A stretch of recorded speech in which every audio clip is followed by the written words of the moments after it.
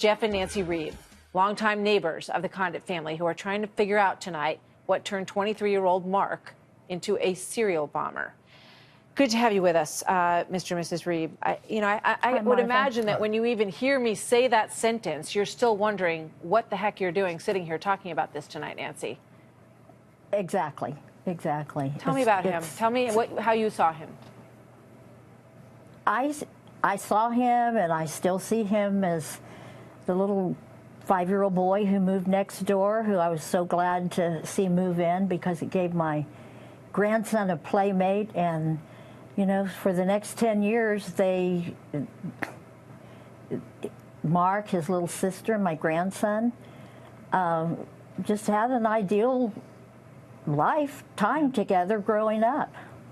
Jeff, what can you tell us about the family and what they're going through now? Well, I can't honestly imagine what they're going through. They're a really nice, caring. They were great neighbors. They were helpful to us, and you know, they spent a lot of time with their kids with activities as they were growing up.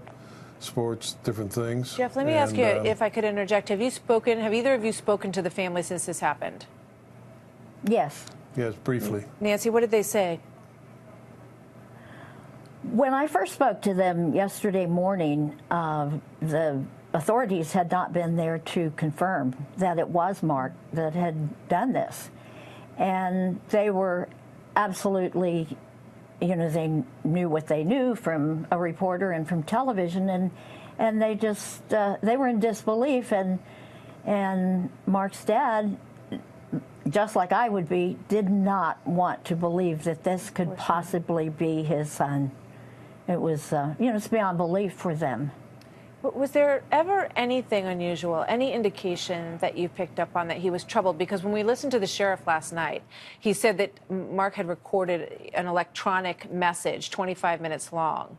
And he said what was clear from it was that he wasn't a terrorist in the way that we, you know, sort of think of that today, and that it was not a hate crime, because originally there was discussion that maybe he was targeting people of different ethnic backgrounds, but that he was troubled, that he was very challenged and very troubled.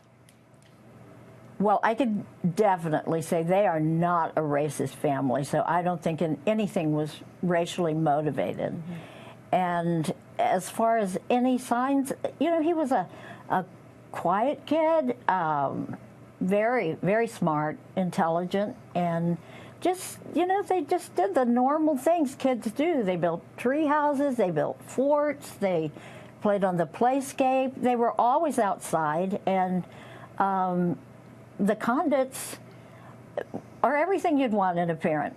You know, you hear, like, kids, these violent movies and violent games. Those kids didn't grow up with that.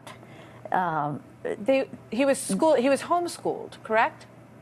Yes. But you said that he made an effort they made an effort to make sure that he was socializing with other kids, right?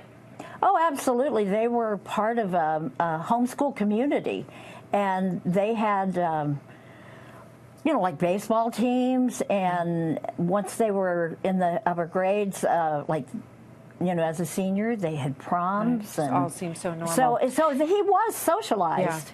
Yeah. Jeff, is there anything when you look back you think, anything that crops up in your mind as maybe some indication that something wasn't right?